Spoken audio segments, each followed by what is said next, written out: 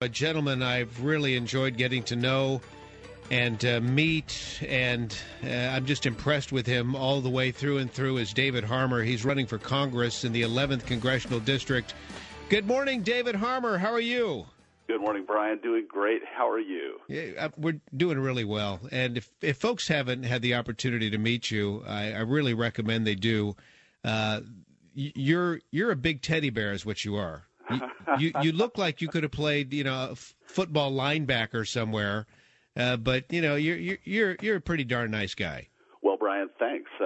40 pounds ago I could have passed for trim, but like a lot of KSFO listeners, middle age and the mortgage and the family have caught up to me. And I'm just going to ask you this as a side: did you play football? Only in high school. I love the sport, and if life had a rewind button, I would have stuck with it in college. But I was way too serious about academics for my own good. Well, that's not a bad thing. More football players probably should be a little more serious about their academics. But, okay, I know you're serious about Congress, and I know there are a lot of people that are serious about getting Jerry McNerney booted out of office. Why don't you describe to us the 11th Congressional District for starters? Glad to, Brian. The 11th Congressional District is a classic California gerrymander. About half of the district is in the Central Valley.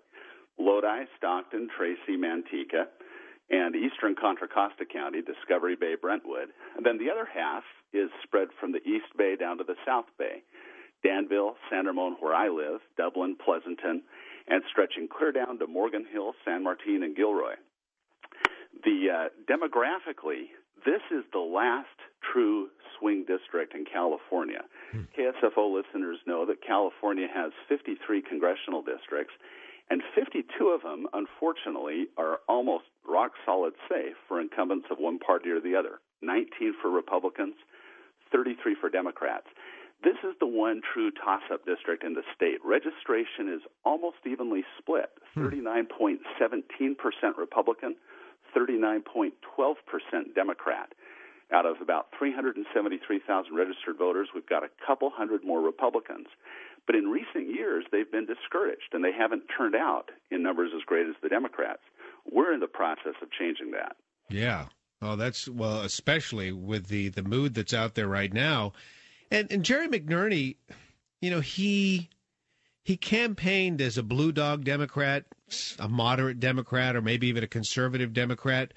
But I've checked out this guy's voting record, David Harmer, and I know you have as well. He has voted the party line. He is a Nancy Pelosi clone. I don't see any moderate or conservative there. Am I missing something? Well, Brian, you're right. Not only has he campaigned falsely as a so-called independent or moderate, but he's done it with your tax dollars.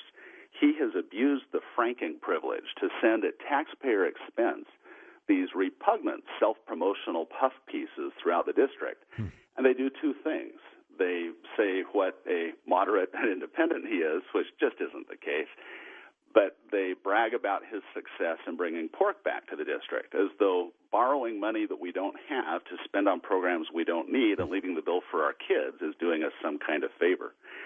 You're also right, Brian, that when you look at his actual votes, he is a Pelosi puppet. The so-called stimulus, which hasn't stimulated anything but federal spending, he voted yes. Of course we would have voted no. Cap and trade.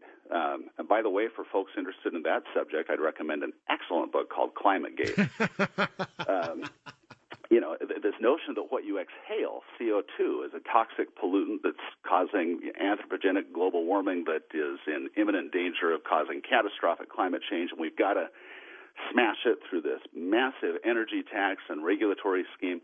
My former employer, the Heritage Foundation, said that would raise the average household's utility bills by $3,000 a year indefinitely. McNerney voted yes. The district says no. Obamacare, this federal takeover of the health care system, McNerney voted yes. We don't want it. McNerney is part of a Democratic majority that hasn't even proposed a budget this year. That's right. The federal government has no budget. No wonder spending is out of control.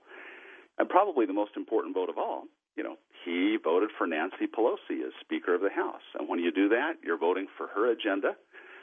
That's just not what the American people want, I think they're ready for a big change. My guess is, because this is, as you mentioned, this is the one district out of the 53 congressional districts in the state, this is the one that's truly in play. It's a toss-up. I know we have some fine conservatives running in many of the other districts around the state, but this is one that the Democrats are extremely concerned about. They're probably throwing a lot of money into this race. Am I right in that one? Well, the proof that McNerney is in trouble is the fact that the Democratic Congressional Campaign Committee, the national campaign arm of the House Democrats, just put in $1.5 million for TV buys for him. Wow. $800,000 out of San Francisco and about $680,000 out of Sacramento. They know he's in trouble. Wow. They see he's going down. So I got good news, though. We're going to make him spend it all and then some. Good. Well, that's great. Now, when we come back, David Harmer, I want to make sure that our listeners know how to support you properly. And then let's also talk about what's on your agenda going forward here, town halls, any debates, et cetera. We'll do that with David Harmer. His website, by the way, is harmerforcongress.com. We'll come back in just a moment with David Harmer on KSFO. David Harmer is running for Congress in the 11th Congressional District in the East Bay. It stretches into this. It's a weird-looking district. It's in terms of the way it's shaped, and it's been gerrymandered, but primarily East Bay stretching into the Central Valley. It's represented right now by Jerry McNerney. He's a one-termer. He took over the seat from Richard Pombo, who was truly a great American.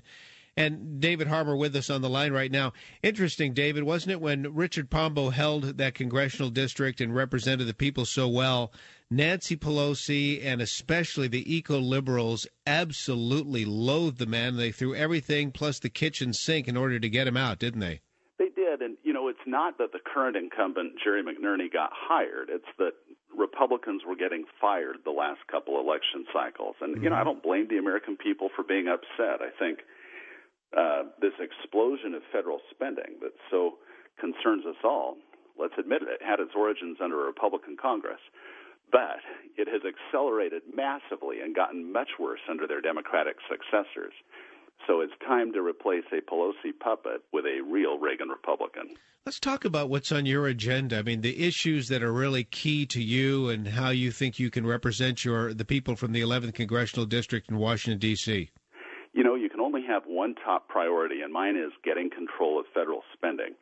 And there's a real important reason for that. It's no secret, Brian, that the country is on the wrong track. People are hurting. Unemployment has not persisted at levels this high for this long since the Great Depression. The economy is stagnant, and you talk to small business people who historically have created 70% of the new jobs in the country, they're scared to death to invest or grow because every time they turn around, Congress is doing something else to kick them in the tail or choke them around the throat. Mm-hmm. So much of this administration's agenda, as enacted by this Congress, has been overtly anti-business. Well, you can't create employment if you're putting the screws to the employers. So we need to get a pro-market, pro-business, pro-growth agenda back in Washington and replace this notion that somehow we're going to stimulate the economy by borrowing money we don't have and leaving the tab for the next generation. It's fiscal child abuse. And so here you are, you're on a different planet than Jerry McNerney, who believes the complete opposite of what you just described. I'm curious, are there any debates scheduled between the two of you?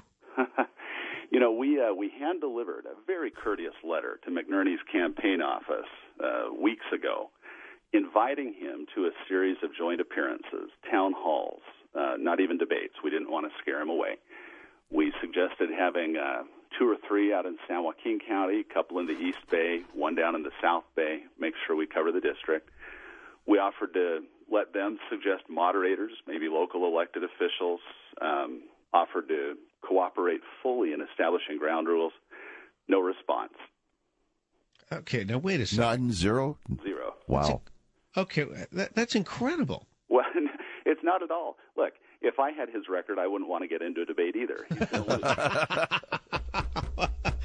Okay, but this speaks volumes. I would hope that the mainstream media has picked up on this. When an incumbent won't allow for a debate of any kind with his challenger, that to me shows it doesn't show a lot of spine. Well, again, I mean, I wouldn't want to be defending his record. He's the incumbent. He's got taxpayer dollars to promote himself with. He's got the Democratic Congressional Campaign Committee coming down like a ton of bricks. And you know what? I wouldn't trade places with him because he's simply on the losing side of this debate. I mean, the last few months have given us a great experiment. The so-called stimulus that put us nearly $1 trillion further into debt, that was peddled as something that was going to keep the unemployment rate under 8%. Did it work? The evidence is in. Nationwide, the unemployment rate is over 9.5%, but in this district, it ranges from 11.3% in Contra Costa County up to 16.5% in San Joaquin County. Wow. And the only reason it isn't higher is that discouraged workers, people who've just quit looking because there's no hope, they aren't even counted in the statistics. Also excluded from the statistics are people who sought full-time work but couldn't find it and had to take short-term temp or part-time work. You fold those back in, the real unemployment rate is pushing 20% in this district.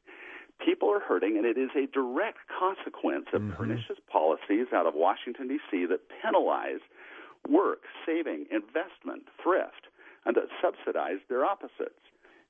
Dave, how can people get in touch with you? Because, again, the Democrats are throwing a lot of money into this race because they're scared. How can our folks support you? We need every KSFO listener to decide to become a participant instead of a spectator. And the best way to get started is to go to our website, harmerforcongress.com. That's HARMERFOR, Congress.com. You can let us know if you're going to contribute time or money. We ask everybody to pitch in a little bit. We suggest $11 to help us win the 11th district. Do your part and help replace a Pelosi puppet with a real Reagan Republican, and it's coming up quick. You know, I forgot also, we don't have a lot of time here, but next time you're on the broadcast, you've got to remind us about your father, who was handpicked by then Governor Reagan to be his lieutenant governor. Dad and Reagan worked closely together over a period of 12 years. And even before either of them got into public office, I loved my dad. I really loved Governor Reagan. I had the privilege of meeting him when I was young, and he remains one of my inspirations. We've got to talk about that next time, and we will. HarmerForCongress.com. David Harmer, all the best to you. Thanks for being with us this morning on KSFO. Always a pleasure, Brian. Thank you. All right, David Harmer, good man on KSFO.